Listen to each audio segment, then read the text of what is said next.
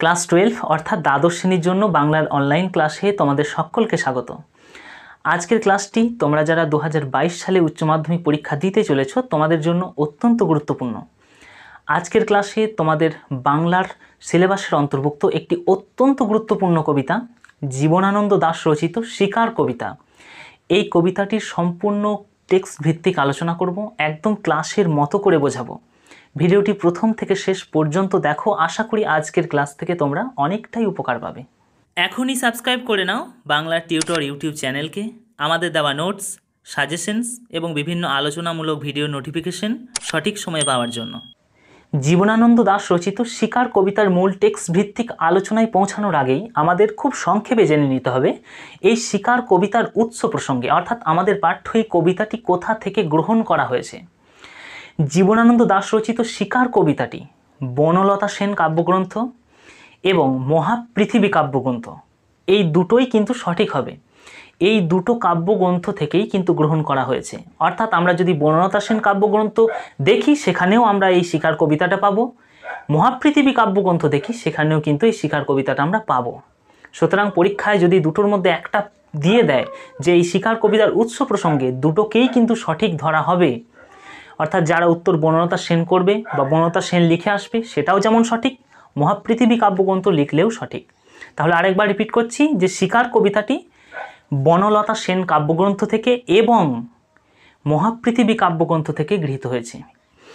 এই কবিতাটি প্রথম 1343 বঙ্গাব্দে, মানে আমি যদি ইংরাজিতে কনভার্ট করি তাহলে ইংরাজি সাল হবে 1936 খ্রিস্টাব্দে, অর্থাৎ 1343 বঙ্গাব্দে আমাদের পাঠ্য এই শিকার কবিতাটি বুদ্ধদেব বসু সম্পাদিত কবিতা পত্রিকায় প্রথম প্রকাশিত হয়েছিল। এই তথ্যটা তোমরা মনে রাখবে যে এই কবিতাটা প্রথম প্রকাশ হয়েছিল কবিতা পত্রিকায় 1343 বঙ্গাব্দে, অর্থাৎ ইংরাজি করলে দাঁড়াচ্ছে 1936 খ্রিস্টাব্দে। এরপর আমরা চলে আসি এই কবিতার মূল টেক্সট ভিত্তিক আলোচনায়।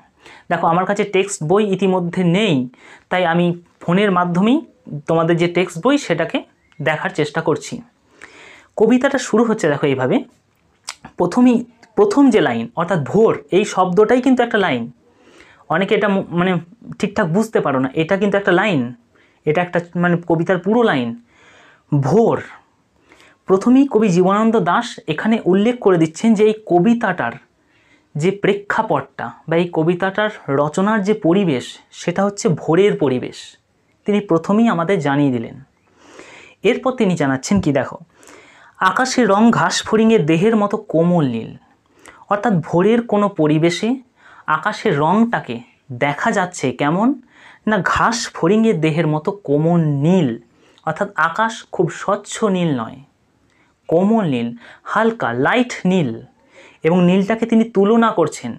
এই তুলনা করা অর্থাৎ উপমা টানার ব্যাপারটা, কোনো জিনিসের সাথে কোনো জিনিসের যদি তুলনা করা হয় সেটাকে বলা হয় উপমা। এই কবিতার মধ্যে আমরা এরকম প্রচুর উপমা পাবো। অর্থাৎ জীবনানন্দ দাশ বারবার কোনো জিনিসের সাথে কোনো জিনিসের তুলনা টানছেন, এমনটা আমরা দেখবো এই কবিতাতে। প্রথমেই দেখো একটা প্রথম তুলনা, এটা পরীক্ষায় অনেক সময় প্রশ্ন পড়ে যে এই কবিতার মধ্যে কতগুলো তুলনা টানা হয়েছে, উপমার প্রয়োগ হয়েছে, অনেক হয়েছে। আমি পরপর বলে বলে যাব। প্রথম উপমাটাই এইভাবে টানা হচ্ছে যে আকাশের রংটা ঘাস ফড়িংয়ের দেহের মতো কোমল নীল। একটা ঘাস ফড়িং দেখবে পুরোপুরি নীল রঙের দেখতে হয় না, আবার সবুজও হয় না, একটু সবুজাভ এবং একটু নীলের আভা দিয়ে তৈরি হয় একটা ঘাস ফড়িং, তাদের দেহ।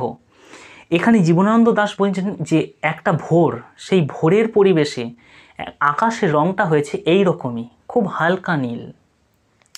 এবং তিনি আরও কি দেখাচ্ছেন এই ভোরের মধ্যে, তিনি বলছেন চারিদিকে পেয়ারা ও নোনার গাছ টিয়ার পালকের মতো সবুজ। এই ভোরের পরিবেশে আমরা একটা স্থানে গিয়ে পৌঁছাচ্ছি। কোন স্থান না, একটা জঙ্গল। সেখানে এই জীবনানন্দ দাশ তিনি বলছেন যে চারিদিকে পেয়ারা আর নোনার গাছ, নোনা মানে আতার গাছ, চারিদিকে আতার গাছ এবং পেয়ারার গাছ রয়েছে। সেই গাছের যে পাতা, সেই পাতাগুলো টিয়ার পালকের মতো সবুজ। আবার দেখো তুলনা টানা হলো, গাছের পাতাটার সাথে তিনি তুলনা টানছেন টিয়ার পালকের রঙের। আকাশের সাথে তিনি তুলনা করলেন ঘাস ফড়িংয়ের দেহের যে রং। বারবার এরকম তুলনা আমরা পাবো। তাহলে পুরোটা কি দাঁড়ালো? জীবনানন্দ দাশ বলছেন ভোর, আকাশের রং ঘাস ফড়িংয়ের দেহের মতো কোমল নীল, চারিদিকে পেয়ারা ও নোনার গাছ টিয়ার পালকের মতো সবুজ। অর্থাৎ একটা জঙ্গলের পরিবেশ, ভোরের বেলা, সেই ভোরের বেলা একটা জঙ্গলের পরিবেশে কি দেখা যাচ্ছে? যে সবুজ সতেজ গাছ এবং আকাশের রংটা ভোরে কেমন হয়, খুব স্পষ্ট হয় না, অর্থাৎ এখনও সূর্যের আলো ফোটেনি, তাই আকাশটাকে একটু মৃদু হালকা নীল মনে হচ্ছে। তারপর তিনি কি বলছেন? তিনি বলছেন একটি তারা এখন আকাশে রয়েছে। এই ভোরের পরিবেশে একটা তারাকে আকাশে দেখা যাচ্ছে উজ্জ্বল্যমান। সেই তারাটি কি না? ভোরের শুকতারা। তিনি বলছেন পাড়াগাঁয়ের বাসর ঘরে সবচেয়ে গোধূলি মদির মেয়েটির মতো। আবার তিনি তুলনা টানছেন, অর্থাৎ 3 নম্বর উপমা হলো। এগুলো তোমরা একটু করে হাইলাইট করবে, যে প্রথম উপমা, দ্বিতীয় উপমা, তৃতীয়, এরকম করে অনেক পাবো। তিনি বলছেন আকাশে, এই ভোরের আকাশে একটি তারা রয়েছে, সেই তারাটা জ্বলছে এখনও, শুকতারা। সেই শুকতারাটা কেমন দেখতে তিনি তুলনা করে বলছেন যে পাড়ার গাঁয়ে বাসর ঘরের সবচেয়ে গোধূলি মদির মেয়েটির মতো। গোধূলি মদির এই কথাটাকে ভাঙলে আমরা পাবো গোধূলি মানে সন্ধ্যাকালীন, মদির মানে মত্ততা, অর্থাৎ সন্ধ্যাকালীন সৌন্দর্যের প্রতি বা সন্ধ্যাকালীন সৌন্দর্য অতিবাহিত তার যে মত্ততা বা তার যে নেশা, সেই নেশাগ্রস্ত কোনো মেয়ে যে কিনা বাসর ঘরের সবচেয়ে গোধূলি মদির। অর্থাৎ ব্যাপারটাকে পুরো ভাঙলে এরকমটা দাঁড়াচ্ছে, পাড়া গাঁয়ের কোনো মেয়ে, তার যদি বিবাহ হয় এবং বিবাহের প্রথম দিন সে যখন স্বামীর ঘরে অতিবাহিত করছে, প্রথম রাত্রিকালীন যে অতিবাহিত সে করতে চলেছে, তখন এই যে মেয়েটি সদ্য বিবাহিত হয়ে যাচ্ছে স্বামীর ঘরে, তার মনে, অর্থাৎ এই মেয়েটির মনে একটা নেশা, একটা উদ্গ্রীবতা দেখা দেয় নতুন জীবন শুরু করার। ভালো করে বুঝে নাও, একটা গ্রামের মেয়ে সে যখন বিবাহিত হয়ে সদ্যমাত্র যাচ্ছে তার বরের ঘরে, অর্থাৎ তার স্বামী গৃহে, এবং সেই গৃহে যাওয়ার সময় সে প্রথম রাত্রি যখন যাপন করতে যাচ্ছে, অর্থাৎ বাসর ঘর, সেই রাত্রি যাপনের সময় বা সেই দিন, সেই রাত্রিটা সে যখন যাপন করবে, সেই দিনেই সূর্য অস্ত যাওয়ার পর থেকেই এই মেয়েটির চোখে, এই মেয়েটির মনে একটা তীব্র নেশা বা উদ্গ্রীবতা দেখা দেয়, নতুন জীবন শুরু করার একটা নেশা। এখানে জীবনানন্দ দাশ আকাশের উজ্জ্বলমান সেই শুকতারাকে এই রকমই তুলনা করছেন, যে আকাশে যে তারাটা দেখা যাচ্ছে সেই তারাটা উজ্জ্বল কিন্তু স্পষ্ট নয়, সেই তারাটাও যেন নতুন সকালের অপেক্ষা করে। ঠিক যেমন করে একটি মেয়ে বিবাহিত হওয়ার পর প্রথম দিন সে যখন স্বামী গৃহে রাত কাটাতে চলেছে, সে যেমন অধীর আগ্রহে সূর্য অস্ত যাওয়ার পর অপেক্ষা করে নতুন দিনের জন্য, ঠিক তেমনি এই তারাটিও যেন নতুন সকালের অপেক্ষারত। কবি এরপর দেখো আরও তিনি তুলনা টানছেন জীবনানন্দ দাশ। তিনি কি বলছেন? যে এই তারাটা আরেকটা রকম দেখতে, অর্থাৎ প্রথম তুলনা তিনি টানলেন যে বাসর ঘরের সেই সবচেয়ে গোধূলি মদির মেয়েটার মতো এই তারাটা দেখতে। তিনি আবার বলছেন কিংবা মিশরের মানুষই তার বুকের থেকে যে মুক্তা আমার নীল মদের গ্লাসে রেখেছিল হাজার হাজার বছর আগে এক রাতে, তেমনি। কবি বলছেন এই তারাটা কেমন দেখতে? না বাসর ঘরের সবচেয়ে গোধূলি মদির, অর্থাৎ গোধূলি অতিক্রান্ত হওয়ার পর যে মত্ততা চোখে দেখা যায়। কিসের নেশা? না নতুন জীবন শুরু করার নেশা। ঠিক তেমনি এই তারাটাও যেন নতুন দিনের জন্য অপেক্ষারত। আরেকটা কি তিনি বলছেন যে হাজার হাজার বছর আগে, এই হাজার হাজার ব্যাপারটা অর্থাৎ দীর্ঘ বছর, ইতিহাসহীন বছর, এই রকম সময়ের ব্যবহার জীবনানন্দের কবিতায় আমরা বারবার পাবো। তিনি কোনো নির্দিষ্ট সময়কে উল্লেখ করছেন না, তিনি অনির্দিষ্ট একটা ইতিহাস তুলে ধরছেন। তিনি বলছেন হাজার হাজার বছর আগে মিশরের কোনো মানুষই, অর্থাৎ মিশরের কোনো মেয়ে, কোনো নারী যদি নীল মদের গ্লাসে, ভালো করে ভাবো, ইমাজিনেশন করো, নীল মদের গ্লাসে যদি একটা মুক্তা, সাদা উজ্জ্বল মুক্ত রাখা হয়, তাহলে সেই মুক্তটাকে কেমন দেখায়? হালকা নীলাভ। ঠিক তেমনি ওই হালকা নীল আকাশে, যে আকাশটা ঘাস ফড়িংয়ের দেহের মতো কোমল নীল, সেই আকাশে এই শুকতারাকেও ওই রকম দেখাচ্ছে, নীল মদের গ্লাসের মধ্যে একটা সাদা মুক্তাকে রাখলে যেমন দেখায়। অর্থাৎ দুটো তুলনা তিনি টানছেন এই শুকতারাকে কেন্দ্র করে। এরপর কবি বলছেন যে তেমনি একটি তারা আকাশে জ্বলছে এখন, অর্থাৎ এই শুকতারাটি এখনও আকাশে জ্বলছে, সেই তারাটি নতুন দিনের সূচনার জন্য অপেক্ষারত। তারপর তিনি চলে আসছেন অন্য প্রসঙ্গে। দেখো কি বলছেন, যে শীতের রাতে শরীর রাখার জন্য দেশওয়ালিরা সারা রাত মাঠে আগুন জ্বেলেছে। অর্থাৎ তিনি প্রথম বলে দিলেন যে পরিবেশটার মধ্যে কবিতাটি রচিত হচ্ছে, কবিতার যে প্রেক্ষাপট সেটা হলো একটা বনাঞ্চল এবং ভোরের পরিবেশ, এবং তিনি আরও বলে দিচ্ছেন শীতকাল। তিনি বলছেন কি, যে শীতকালের রাত্রিতে শরীরকে উষ্ণ রাখার জন্য দেশওয়ালিরা অর্থাৎ সাধারণ মানুষেরা, ওই বনকে কেন্দ্র করে, ওই বন প্রান্তরকে কেন্দ্র করে যে সাধারণ মানুষেরা থাকে, জীবনযাপন করে, তারা আগুন জ্বেলেছে। অর্থাৎ ভোরবেলাতেই তারা আগুন জ্বেলেছে শরীরকে উষ্ণ করে নেওয়ার জন্য। সারা রাত মাঠে আগুন জ্বেলেছে, মোরগ ফুলের মতো লাল আগুন। দেখো আবার তুলনা, তিনি কি বলছেন, এই আগুনটা কেমন না মোরগ ফুল যেমন দেখতে হয়, টকটকে লাল রঙের আগুন, মোরগ ফুল যেমন দেখতে হয়। শুকনো অসত্য পাতা দুমড়ে এখনও আগুন জ্বলছে তাদের যে আগুন, অর্থাৎ দেশওয়ালিরা যে আগুন জ্বেলেছে শীতের হাত থেকে বাঁচার জন্য, সেই আগুনটা এখনও জ্বলছে। সূর্যের আলোয় তার রং কুমকুমের মতো নেই, আর এখনও জ্বলছে। অর্থাৎ সেই ভোরবেলা থেকে তার আগুনটা জ্বেলেছে, কিন্তু যখনই এবার সূর্য উঠতে শুরু করেছে, সেই আগুনের যে আলো, সেই আলোটা কুমকুম, অর্থাৎ একদম ডিপ লাল এবং লেবুর মিশ্রণ, এই রকম দেখতে আর নেই। এটা বাস্তব। দেখবে তোমরা দিনের বেলায় আগুন জ্বেলে দেখবে, যখন সূর্য উঠবে দিনের বেলায় ফাঁকা স্থানে গিয়ে দেখবে আগুনটাকে তোমরা ভালোভাবে দেখতে পাচ্ছ না। রাতে যেভাবে আগুনটাকে বোঝা যায়, দিনের আলোয় সেভাবে বোঝা যায় না। কবি এখানে সেটাই বলছেন, যে যেই সূর্যের আলো ফুটতে চলেছে, ভোরের নেশা কাটিয়ে সূর্য যেই আকাশে উঠছে, তখন এই দেশওয়ালিরা যে আগুন জ্বেলেছিল, সেই আগুনটা কুমকুমের মতো, অতটা গাঢ় লাল এবং লেবুর মিশ্রণ, এইভাবে কিন্তু আগুনটাকে বোঝা যাচ্ছে না। অর্থাৎ আগুনটা বিবর্ণ হয়ে গেছে, ফ্যাকাশে হয়ে গেছে। কেমন তিনি এই তুলনাটা টানছেন, যে আগুনটা যে বিবর্ণ হয়ে গেছে, কেমন বিবর্ণ না হয়ে গেছে, রোগা শালিকের হৃদয়ের বিবর্ণ ইচ্ছার মতো। ভালো করে বুঝে নাও, তিনি বলছেন যে একটা রোগা শালিক, অর্থাৎ রোগগ্রস্ত শালিক, যার হয়তো আয়ু খুব কমে এসেছে, মরণাপন্ন, সেই শালিকের হৃদয়েও, সেই শালিক পাখিটির হৃদয়েও যদি কোনো ইচ্ছা থাকে, সেই ইচ্ছাটা যেমন বিবর্ণ হতে চলেছে, অর্থাৎ শালিক পাখিটা যখন মারা যাবে, তার সাথে সাথে তার হৃদয়ের ইচ্ছাটাও তো শেষ হয়ে যাবে। ঠিক আগুনটাকেও এইরকম মনে হচ্ছে। অর্থাৎ দিনের আলো যত তীব্র হবে, এই দেশওয়ালিরা যে আগুন জ্বেলেছিল, সেই আগুনটার যে গুরুত্ব, আগুনটার যে সৌন্দর্য, সেটাও হারিয়ে যাবে। ঠিক যেমন করে ওই মৃতপ্রায়, ওই রোগগ্রস্ত শালিক পাখিটার হৃদয়ের ইচ্ছাটা হারিয়ে যাবে যখন সেই শালিক পাখিটা মারা যাবে।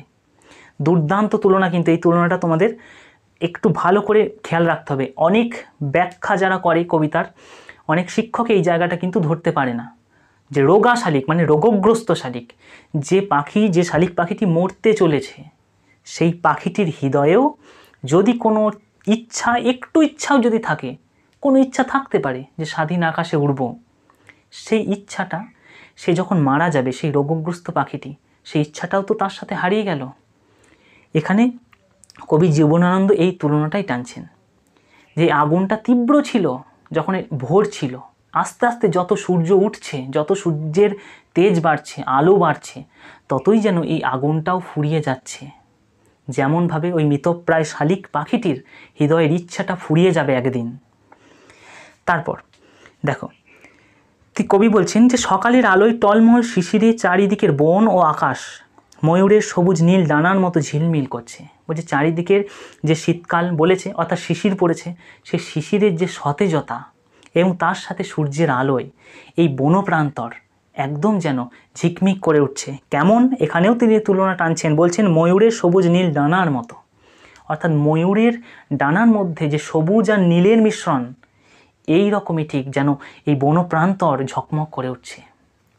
তারপর আবার দেখো ভোর, এটা তোমাদের যদি পড়ে যে এই ভোর, এই শব্দটুকু কি এই কবিতার লাইন বা চরণ, তোমাদের বলতে হবে হ্যাঁ, এই কবিতার কিন্তু লাইন বটে।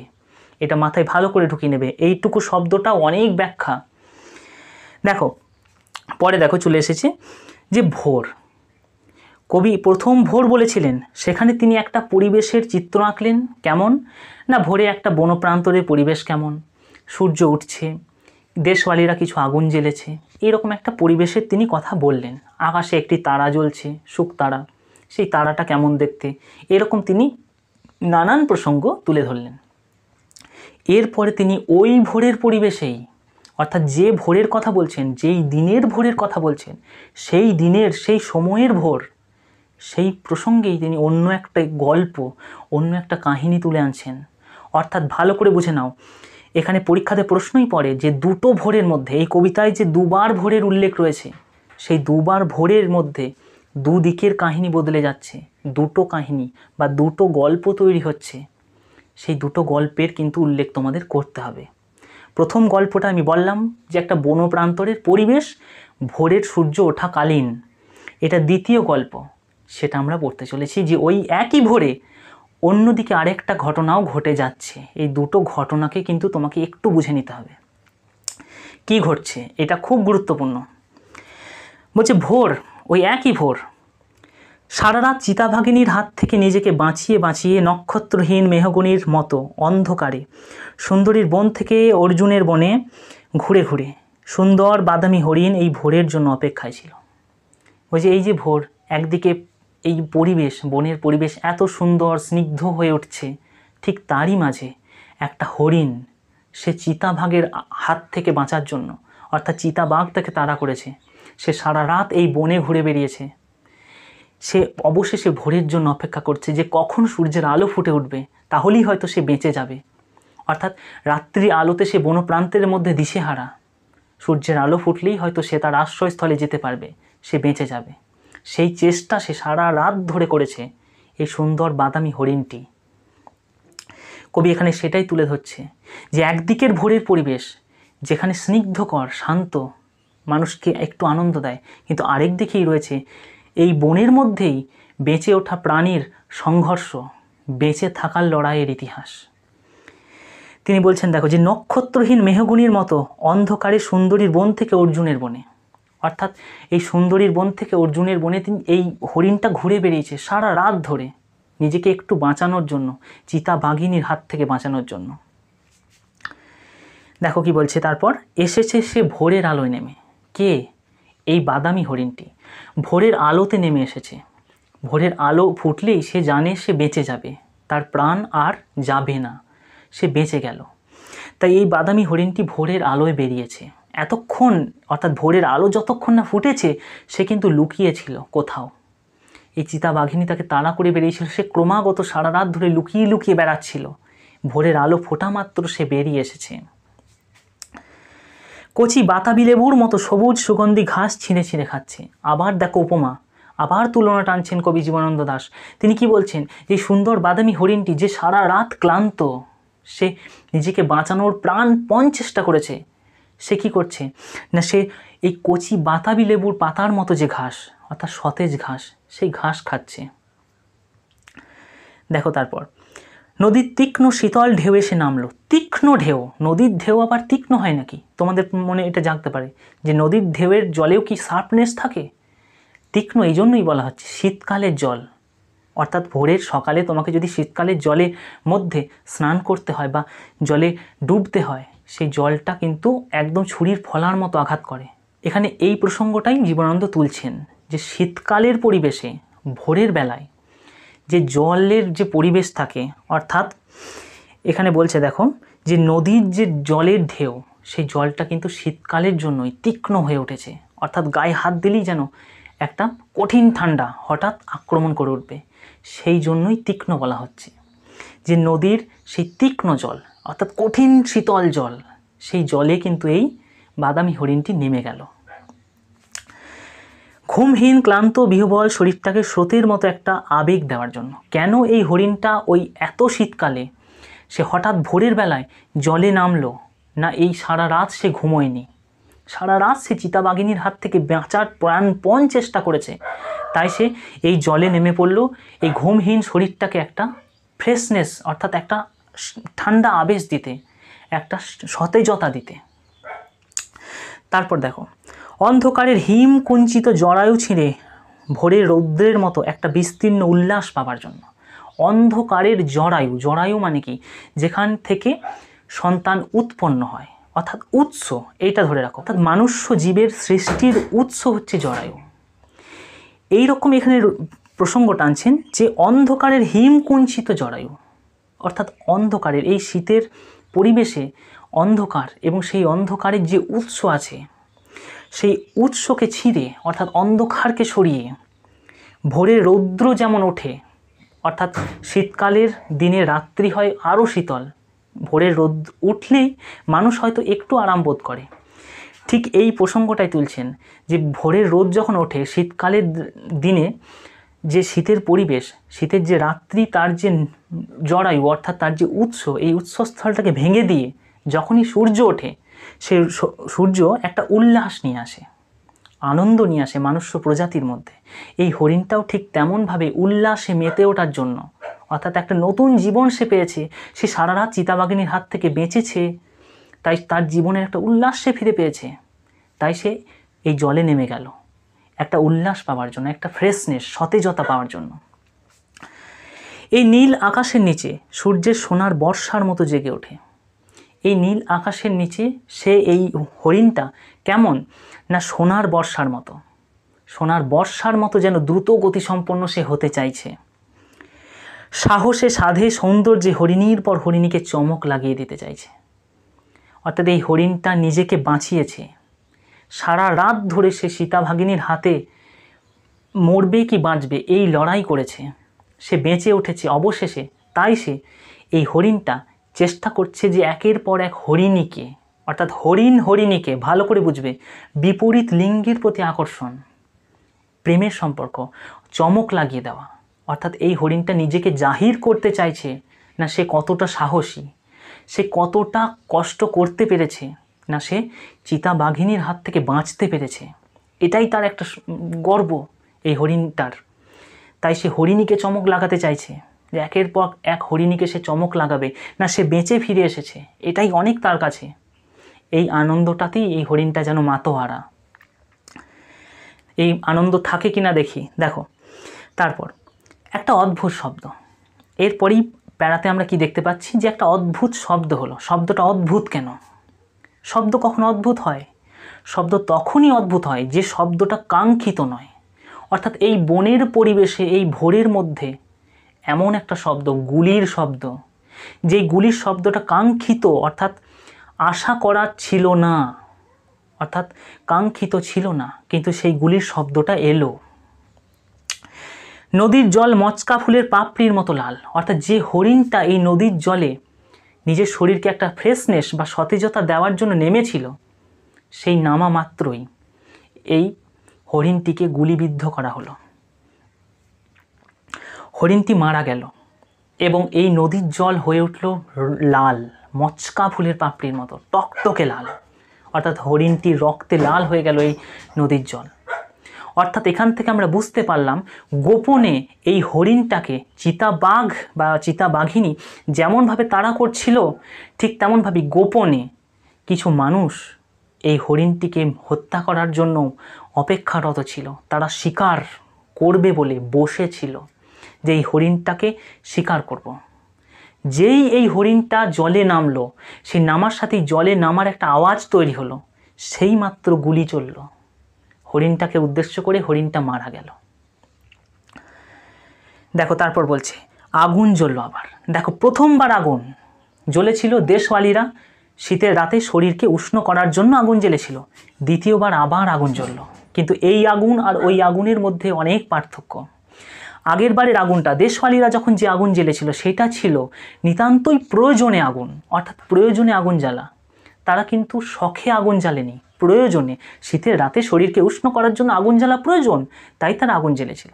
কিন্তু এইবার যে আগুন জ্বলল সেটা নিতান্তই শখে। যে হরিণটিকে হত্যা করা হলো, শিকারীরা অধীর আগ্রহে অপেক্ষা করছিল এই হরিণটির জন্য। হরিণটা নিজেই জলে নামলো এবং সংকেত পেল, অর্থাৎ জলে নামা মাত্রই পায়ের যে জলে নামার যে আওয়াজ, এই আওয়াজটা যেই শিকারীরা বুঝতে পারলো, তাই গুলি চালালো।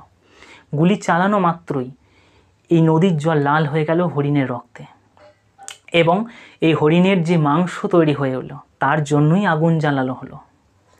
দেখো কি বলছে, উষ্ণ লাল হরিণের মাংস তৈরি হয়ে এলো, অর্থাৎ আগুন জ্বলল। প্রথমবারের আগুন বললাম আমি প্রয়োজনে জ্বালা হয়েছিল, এইবারের আগুন শখে জ্বালানো হলো। হরিণের মাংস খাওয়ার শখ, তাতেই জ্বালানো হলো এই আগুন। নক্ষত্রের নিচে ঘাসের বিছানায় বসে থাকা অনেক পুরনো শিশির ভেজা গল্প। বলছে নক্ষত্রের নিচে ঘাসের বিছানায় বসে থাকা অনেক পুরনো শিশির ভেজা গল্প এলো। এখানটা আমাদের ভালো করে বুঝে নিতে হবে যে নক্ষত্রের নিচে ঘাসের যে বিছানা, ঘাসের বিছানা মানে প্রকৃতির মধ্যে যে ঘাস, সেই ঘাসের মুক্ত প্রাঙ্গণে বসে, অর্থাৎ প্রকৃতির মধ্যে বসে, প্রকৃতির কূলে বসে, নক্ষত্রের নিচে মানে খোলা আকাশের নিচে প্রকৃতির মধ্যে বসে অনেক পুরনো শিশির ভেজা গল্প। শিশির ভেজা মানে ভোর, একমাত্র শিশিরে ভেজে কখন কোনো জিনিস ভোরে। অর্থাৎ এই মানুষগুলো যারা এই হরিণটাকে শিকার করলো এবং মাংস খাওয়ার জন্য আগুন জ্বাললো, তাদের মধ্যে তারাই কি করছে না এই ভোরের পরিবেশে বসে গল্প করছে, শিশির ভেজা গল্প। অর্থাৎ এই রকমই হয়তো অনেক ভোরের গল্প, অর্থাৎ এইভাবেই তারা হয়তো অনেক হরিণকে হত্যা করেছে, তার গল্প এই শিকারীরা নিজেদের মধ্যে করছে। এখানে এটাকেই বলা হয়েছে শিশির ভেজা গল্প, অনেক পুরনো দিনের গল্প, অর্থাৎ অতীতের এই রকমই কোনো শিকারের গল্প হয়তো তারা করছে, যেটা আজকে হলো। যেভাবে আজকে হরিণটাকে হত্যা করা হলো, এইভাবেই হয়তো অন্য কোনো দিন অনেক বছর আগে থেকেই এই হত্যালীলা চলছে, তারা শিকার করে আসছে, তাদের এই গল্প। সিগারেটের ধোঁয়া, সিগারেটের ধোঁয়া মানে অবসর, অর্থাৎ এই হরিণটার প্রাণপণ বাঁচার লড়াই আর এই মানুষগুলোর উল্লাস। অর্থাৎ এই মানুষগুলো কারা? যারা বনের মধ্যে হরিণটার শিকারে এলো, তারা হচ্ছে সভ্যতার সভ্য মানুষ, নগরকেন্দ্রিক মানুষ, যারা শিকার করে, যাদের হাতে বন্দুক আছে, যারা নগরকেন্দ্রিক মানুষ, যারা সভ্য মানুষ। কিন্তু এখানে ভালো করে পার্থক্যটা দেখো, যে হরিণটা চিতাবাঘের হাত থেকে রক্ষা পেয়ে গেল, কিন্তু এই সভ্য সমাজের মানুষের হাত থেকে সে রক্ষা পেল না। এখানেই হরিণটির জীবনটার একটা ট্র্যাজিক মুহূর্ত তৈরি হলো, যে পরিবেশের মধ্যে থাকা, পরিবেশের মধ্যে বেড়ে ওঠা একটি প্রাণী অপর প্রাণীকে ক্ষমা করে, তাকে ছেড়ে দেয় একটা সময়। কিন্তু আমাদের সভ্যতার মধ্যে বসবাসকারী শিকারীরা, যারা শুধু শখে একটা হরিণকে হত্যা করলো, মাংস খাওয়ার শখ, তারা কিন্তু ছাড়লো না এই হরিণটিকে। হরিণটি সারা রাত বাঁচার যে চেষ্টা করলো, সেই চেষ্টা তার ব্যর্থ, সে অবশেষে শিকারে পরিণত হলো। দেখো এখানে বলছে টেরিকাটা কয়েকটা মানুষের মাথা।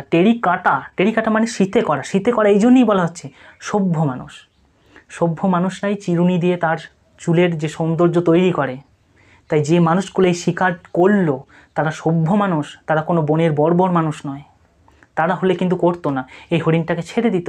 কিন্তু সভ্য মানুষ যে, তাদের লালসা প্রচুর, সেই লালসার বলি হলো, শিকার হলো এই হরিণটি। এলোমেলো কয়েকটা বন্দুক, হিম নিষ্পন্দ নিরাপরাধ ঘুম। দুর্দান্ত একটা কথা বলছে, এলোমেলো কয়েকটা বন্দুক সেখানে সাজানো ছিল। এরকম অনেক শিকারের গল্প, অনেক শিকার হয়তো তারা করেছে, এইরকমই নির্মম হরিণকে হত্যা করেছে। হিম নিষ্পন্দ নিরপরাধ ঘুম। অবশেষে কি পাওয়া গেল? নেই হরিণটার যে নিরপরাধ ছিল, তার কোনো অপরাধ ছিল না। সে চেয়েছিল বাঁচতে, সে চেয়েছিল নিজেকে উল্লাস দিতে, নিজের শরীরটাকে উল্লাস দিতে, একের পর এক হরিণীকে চমক লাগিয়ে দিতে। কিন্তু শেষ পর্যন্ত তার সেটা আর হলো না, তার স্বপ্ন পূরণ হলো না, তার চির ঘুম তৈরি হলো, অর্থাৎ সে চির ঘুমের দেশে চলে গেল। তার ঘুমটা কেমন না? নিষ্পন্দ, অর্থাৎ যেখানে কোনো স্পন্দন নেই, সে আর জাগবে না কোনো দিন, তাই নিষ্পন্দ বলা হচ্ছে। এবং নিরপরাধ, যে ঘুমটার কারণ সে জানে না, সে কেনই চির ঘুমের দেশে যাচ্ছে সে জানেই না। এই জায়গায় এই কবিতাটার একটা বিরাট মানে দাঁড়াচ্ছে, যে নগর সভ্যতার যারা লালসাগ্রস্ত মানুষ, তাদের হাতের বলি হলো প্রাকৃতিক পরিবেশে বেড়ে ওঠা, পরিবেশের মধ্যে থাকা একটা নিরপরাধ প্রাণী। অর্থাৎ যে কবিতাটা শুরু হয়েছিল প্রকৃতির পরিবেশের বর্ণনা দিয়ে, সেই কবিতাটা শেষ হলো প্রকৃতির মধ্যে থাকা প্রকৃতির ধ্বংসকে কেন্দ্র করে। ভালো করে দেখো, প্রকৃতির মধ্যে বসেই এই শিকারীরা প্রকৃতির ফসল, হরিণ তো প্রকৃতির ফসল, সেই প্রকৃতির ফসলকে ধ্বংস করলো, শিকার করলো। আশা করি কবিতাটা তোমরা ভালো করে বুঝে গেলে, প্রত্যেকটা জায়গা বুঝে গেলে। যাদের ভালো লাগলো অবশ্যই একটি কমেন্ট করবে যে কেমন লেগেছে আজকের এই ক্লাস। এইভাবেই আরও অনেক ক্লাস আমি দেব। অনেক দিন ভিডিও ছাড়া হয়নি, তার জন্য ক্ষমা প্রার্থী, কিন্তু পরপর এরপর ক্লাস পাবে তোমরা। অবশ্যই কমেন্ট করবে যে কেমন লাগলো, কোন জেলা থেকে তুমি এই ভিডিও দেখছো, এবং যারা নতুন অবশ্যই চ্যানেলটিকে সাবস্ক্রাইব করে নেবে এই ধরনের আরও উল্লেখযোগ্য কিছু ক্লাস পাওয়ার জন্য।